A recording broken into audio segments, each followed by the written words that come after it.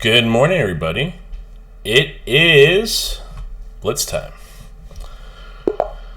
Okay, let's lock in. We're going to play French.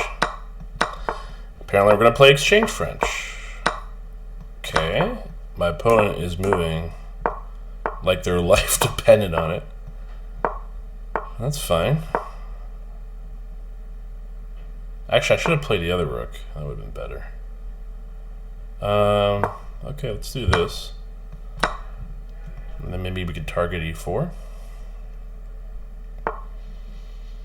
Okay, logical. They are looking to play this. I could play knight e4 because I have this, right? Knight e4, boom, boom. Yeah, let's do that.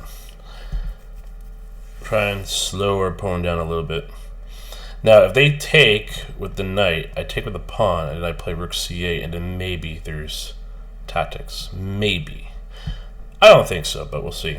I also have knight f2, right? Because I got knight g4 stuff. I haven't done a knight f2 sack in a while with queen h2. Like, I know it's very possible. I don't know if it's going to work here because they have like knight f3 and. Okay, so they did this. That's a shame. I can't sack anymore. Would have been super duper. I could go knight c5 to target the bishop. I could also take the knight and gain a small tempo.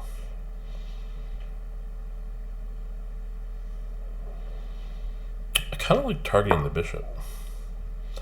Did knight f5, queen f4. Oh, they're going to give it to me?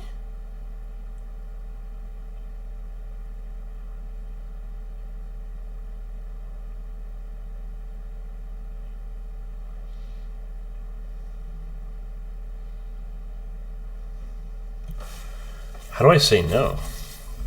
I guess I don't have to take right now, right? Let's just put the rook on a slightly better square. Just in case. Knight f5 is still a threat. They could play bishop f5, which would be a little annoying. Okay, so yeah, they're playing. They just would put a. I guess I have to play g6, right?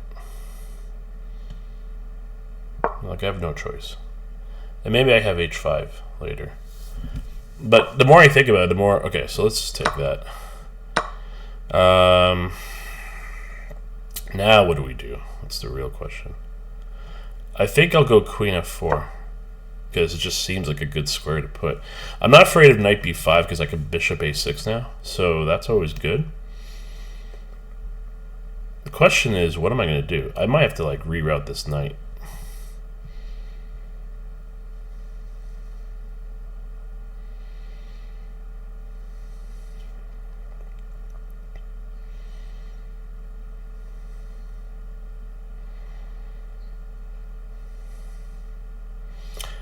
This is a good like delay move because it kind of makes me forced to do a move so they can figure out what they want to do.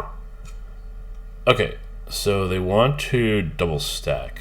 Oh my god, how do I get this to work? I also don't have to really worry about that, right?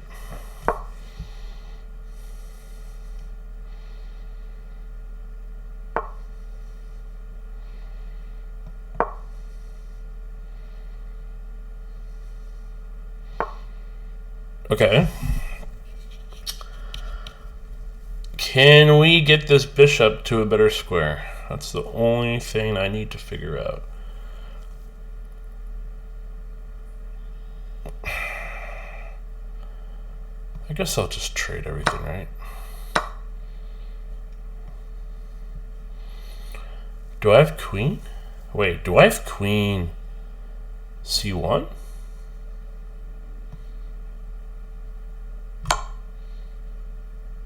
Isn't that a free knight?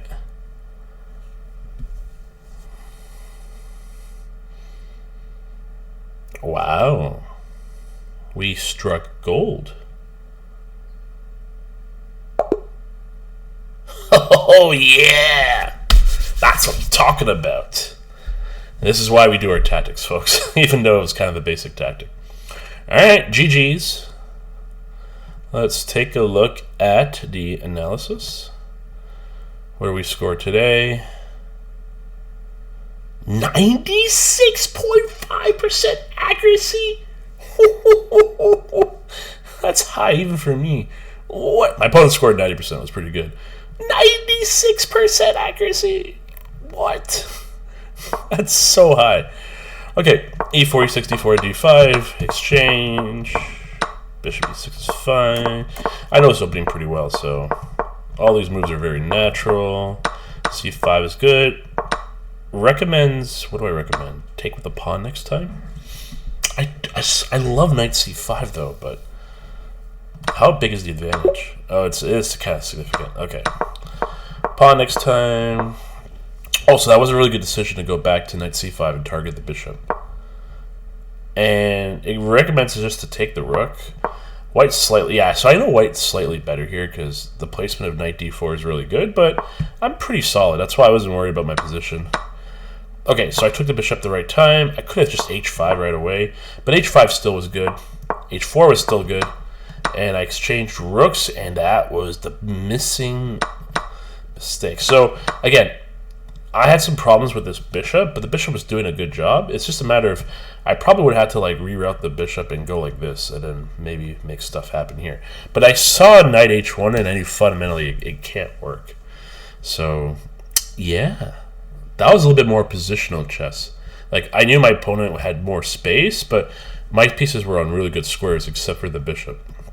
And got a blunder out of it. And it was a huge blunder. It was -4, so this is like completely over. So, anyways, what a way to continue the 3-2 blitz. That was pretty fast, considering how quick our moves were in the beginning. Thank you for subscribing, like, enjoy, and share.